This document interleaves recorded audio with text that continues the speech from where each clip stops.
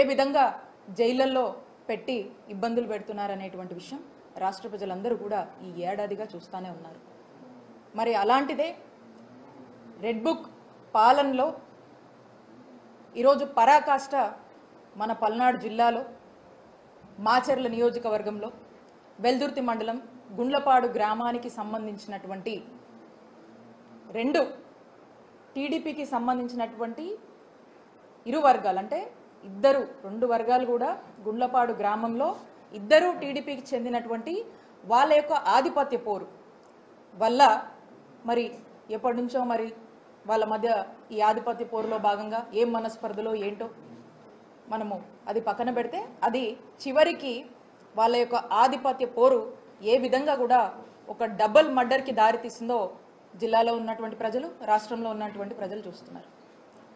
మరి ఈ మర్డర్కి సంబంధించి మనం చూసినట్టయితే ఏదైతే వెంకటరామయ్య అని ఉన్నారో వారు ఈ వాళ్ళ పార్టీకి సంబంధించినటువంటి వెంకటేశ్వర్లు గారిని అలాగే కోటేశ్వరరావు గారిని పెళ్లికి వెళ్ళి వస్తుండగా మరి దారిలో ఏ విధంగా చంపారు అనేటువంటి విషయం ఇక్కడ ఉన్నటువంటి ప్రజలందరికీ కూడా తెలుసు.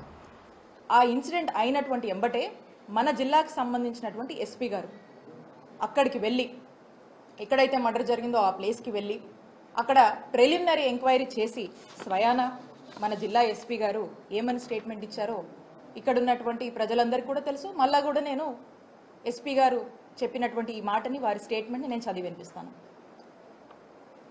చనిపోయిన వారు మరియు చంపిన వారు ఇద్దరు టీడీపీ పార్టీకి చెందిన వారే అని చెప్పి మన జిల్లా ఎస్పీ గారు ఎంబటే ప్రిలిమినరీ ఎంక్వైరీలో అక్కడికి వెళ్ళి చెప్పడం జరిగింది. అలాగే చనిపోయిన వారికి మరియు తోట చంద్రయ్య కుటుంబానికి ఎటువంటి సంబంధం లేదని చెప్పి బంధుత్వం లేదని చెప్పి హత్య చేయడానికి గల కారణాలను పరిశీలిస్తున్నట్టుగా మన జిల్లా ఎస్పీ శ్రీనివాస్ గారు చెప్పారని స్పష్టంగా వారి యొక్క స్టేట్మెంటే నేను చెప్తా ఉన్నా. వాడి యొక్క వీడియో బయట కూడా ఉంది, మీరు చెక్ చేసుకోవచ్చు. సో స్పష్టంగా చనిపోయిన వారు మరియు చంపిన వారిద్దరు కూడా టీడీపీ పార్టీకి చెందిన వారే. అంటే ఇక్కడ నాకు తెలిసి వెంకటేశ్వర్లు గారు ఎవరైతే చనిపోయి ఉన్నారో తెలిసి 3 దశాబ్దాలుగా ఆ టీడీపీ పార్టీ జెండా మోసినటువంటి వ్యక్తి. అలాగే ఈ చంపినటువంటి వారు కూడా ఎప్పటి నుంచో కూడా అదే పార్టీలో మరి యాక్టివ్గా ఉండి వాళ్ళంతా కూడా మొన్న ఎలక్షన్ యాక్టివ్గా చేసినటువంటి పరిస్థితి. మరి వీళ్ళు వాళ్ళ యొక్క ఆధిపత్య పోరులో భాగంగా హత్య దాకా వెళ్ళి దీన్ని ఏ మాత్రం కూడా సంబంధం లేనటువంటి పిన్నెల్లి రామకృష్ణారెడ్డి గారికి వాళ్ళ బ్రదర్ పిన్నెల్లి వెంకటరామరెడ్డి గారిని మరి ఇందులో వాళ్ళకి సంబంధం ఉందని ఈ కేసులో వాళ్ళని చేర్చడం, వాళ్ళ పేర్లు ఎఫ్ఐఆర్లో నమోదు చేయడం అనేది ఎంత దారుణమో ఒకసారి చూడండి. మొదట్లో ఈ హత్యకు సంబంధించినటువంటి ఎంక్వైరీ కానీ ఎస్పీ గారు వెళ్ళడం కానీ వాళ్ళ ఫ్యామిలీ మెంబర్స్ కానీ అంటే ఈ చనిపోయినటువంటి వాళ్ళ ఫ్యామిలీ మెంబర్స్ కానీ అందరూ కూడా ఇది రాజకీయ కక్షల వల్లే టీడీపీలోనే వాళ్ళకు ఉన్నటువంటి గొడవల్లో భాగంగానే ఈ హత్య జరిగిందని స్పష్టంగా అక్కడ ఉన్నటువంటి వాళ్ళ ఇంట్లో ఫ్యామిలీ మెంబర్స్ ఆడలతో సైతం చెప్పారు. అలాగే ఎస్పీ గారు కూడా అదే మాట చెప్పారు. ఎంబటే ఎమ్మెల్యే గారు ఎప్పుడైతే వెళ్ళారో ఎమ్మెల్యే గారు వెళ్ళి ఈ హత్యకు ఈ ఎమ్మెల్యే గారు ఎక్స్ఎమ్మెల్యే పిన్నెల్లి రామకృష్ణారెడ్డి గారికి అలాగే వాళ్ళ బ్రదర్ పిన్నెల్లి వెంకటరామరెడ్డి గారికి సంబంధం ఉందని చెప్పి ఎప్పుడైతే మాట్లాడారో అప్పటి నుంచి ఇక ఎప్పుడైతే పొలిటికల్ ఇంటరప్షన్ ఇన్ఫ్లుయెన్స్ మొదలైందో ఇక ఈ కథంతా కూడా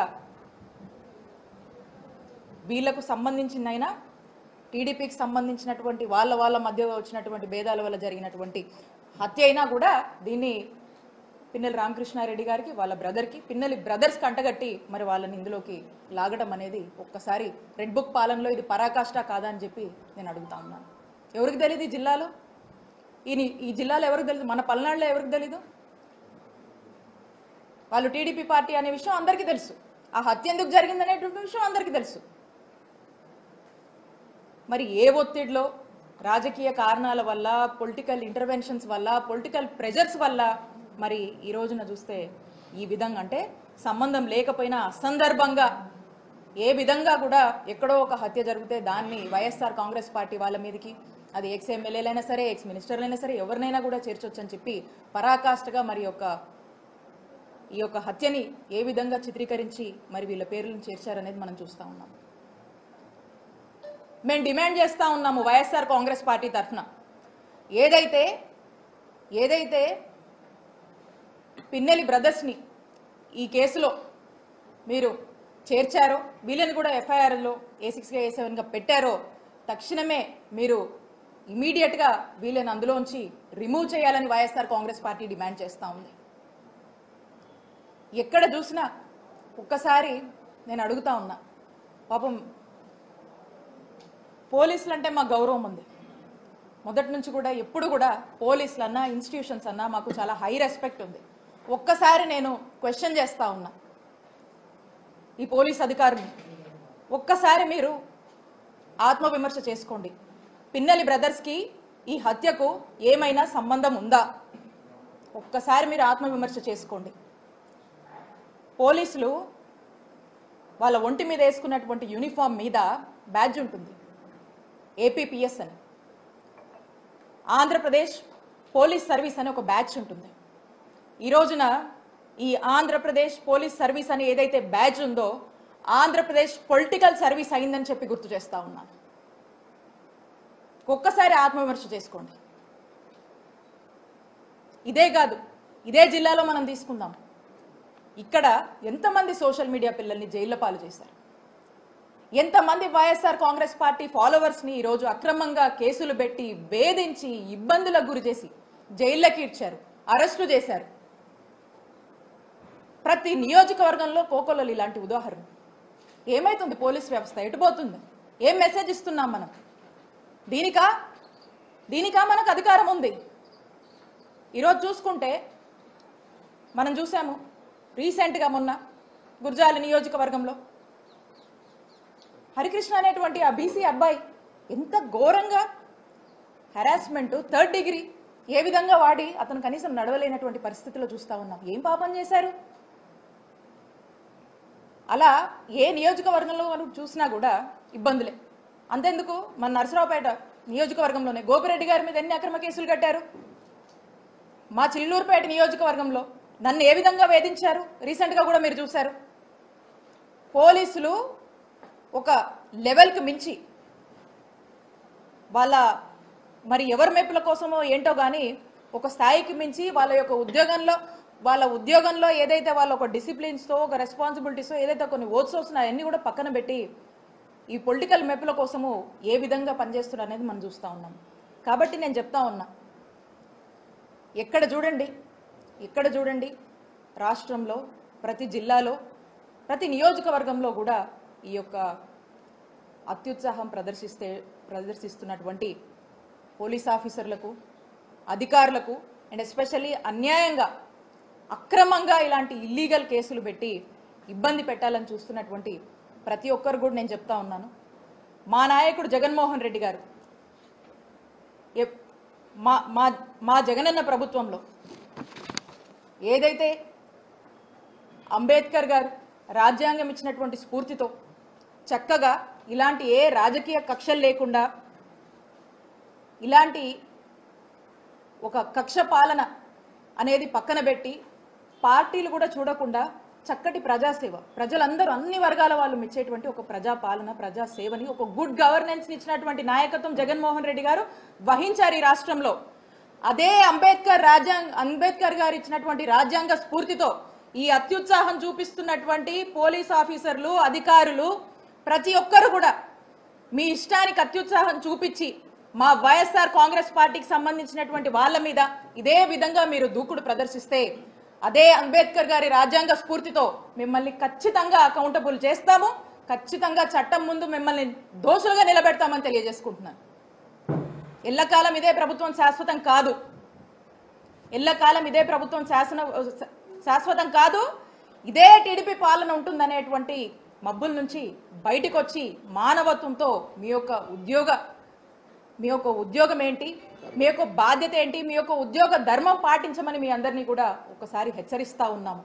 కాబట్టి స్పష్టంగా చెప్తా ఉన్నాము, ఏదైతే పిన్నెలి బ్రదర్స్ని వాంటెడ్గా ఫస్ట్లో ఉన్నటువంటి జెన్యూనిటీ, ఫస్ట్లో ఉన్నటువంటి ట్రాన్స్పరెన్సీ అనేది political intervention, political influences involve అయిన తర్వాత ఏదైతే ఒక ట్రాక్ తప్పించి మీరు వీళ్ళని కూడా ఇందులో ఇన్వాల్వ్ చేశారో దాన్ని ఇమీడియట్గా కూడా వాళ్ళని ఇందులోంచి ఇమీడియట్గా కూడా వీళ్ళని రిమూవ్ చేయాలని వైఎస్ఆర్ కాంగ్రెస్ పార్టీ బలంగా డిమాండ్ చేస్తుంది. దీనికోసం మేము ఎంత పెద్ద ఎత్తునైనా పోరాటం చేస్తాము. దీనికోసం ఎక్కడి వరకైనా కూడా వెళ్ళి మేము లీగల్గా పోరాటం చేస్తామని స్పష్టం చేస్తూ ఉన్నాను. అలాగే మనం చూస్తూ ఉన్నాము, కాకాని గోవర్ధన్ రెడ్డి గారు ఇల్లీగల్ కేసు పెట్టి ఆయన ఒక ఎప్పటి నుంచో కూడా ఆయన ఉన్నారు, పాలిటిక్స్లో ఉన్నారు, ఆయన ఒక ఎక్స్ మినిస్టర్గా పనిచేశారు. ఇలాంటి ఇల్లీగల్ కేసులు పెట్టి ఆయన్ని ఏ విధంగా అరెస్ట్ చేశారు? అయితే ఖచ్చితంగా మీరు ఎవ్వరిని వదలట్లేదు. ఈ రెడ్ బుక్ రాజ్యమేలుతుందనేటువంటి విషయం మీరు దీన్ని పరాకాష్ఠకు దానికి మించి ఇంకేదన్నా ఉంటే కూడా చెప్పొచ్చు, అలా మీరు చూపిస్తూ ఉన్నారు. కానీ ఇవన్నీ కూడా ప్రజలందరూ కూడా గమనిస్తూ ఉన్నారు. ఈ రోజున ఆంధ్రప్రదేశ్ రాష్ట్రం గురించి మనం మాట్లాడాల్సి వస్తే జగనన్న హయాంలో గుడ్ గవర్నెన్స్ అన్నాము. ఈ రోజున ఆంధ్రప్రదేశ్ రాష్ట్రం గురించి ఆలోచిస్తే ఎవరైనా కూడా ఇదొక హరాస్మెంట్ గవర్నెన్స్ అని చెప్పి పిలుస్తున్నటువంటి పరిస్థితి. ఈ పరిస్థితులు చూసి ఎక్కడి నుంచి వస్తారు? ఎక్కడి నుంచి ఇన్వెస్టర్స్ కానీ ఇండస్ట్రియలిస్ట్ కానీ ఏవేవో చెప్తున్నారు కదా, ఇవన్నీ ఎలా అవుతాయి? ఈ పాలన మారినప్పుడు, ప్రజల సంక్షేమం గురించి మీరు ఆలోచించినప్పుడు, ఒక చక్కటి ప్రజాపాలన పారదర్శకంగా ఇవన్నీ డిస్పారిటీస్, ఈ బయాస్డ్ మేనర్స్ ఇవన్నీ మానుకున్నప్పుడే ఈ ఒక చక్కటి పాలన అనేది ఎవరైనా కూడా అందించగలుగుతారు. కాబట్టి మీకు ఆ ఉద్దేశం లేదు, మీకు ఆ ఆలోచన లేదు, కేవలం ఒక బయాస్డ్గా పాలన నడుస్తూ ఉంది. ఖచ్చితంగా ప్రజలు అన్ని గమనిస్తున్నారు, ఖచ్చితంగా ప్రజలు బుద్ధి చెప్తారు. అలానే ఏదైతే ఇదే కాదు కోకొల్లలుగా ఉన్నాయి, నంబర్ ఆఫ్ ఎగ్జాంపుల్స్ ఉన్నాయి. ఈ ఎగ్జాంపుల్స్ అన్నీ కూడా ఇవన్నీ ప్రజలు ఏమీ మర్చిపోవట్లే, ప్రజలు అన్నీ గుర్తుపెట్టుకుంటున్నారు, కానీ సమయం కోసం వెయిట్ చేస్తూ ఉన్నారు. కాబట్టి మేము వైఎస్ఆర్ కాంగ్రెస్ పార్టీ ఏదైనా ఇలాంటి ఇష్యూస్ వచ్చినా దేనికైనా కూడా మా నిజాయితీయే మా నమ్మకం, మా నాయకుడి సిద్ధాంతమే, మా పార్టీయే, మాకున్నటువంటి మా కార్యకర్తల కమిట్మెంటే ఈరోజు మా అందరికి కూడా మమ్మల్ని ఇంకా కూడా నిలబెడుతుంది. మేము ఇంకా ధైర్యంగా అడుగేస్తాము. మీరు ఇలాంటివి ఎన్ని పెట్టుకున్నా, ఎన్నిట్లో మమ్మల్ని ఏం చేయాలని చూసినా ప్రధానికి వన్ డే మీ అంతా కూడా you're all answerable, you're all accountable.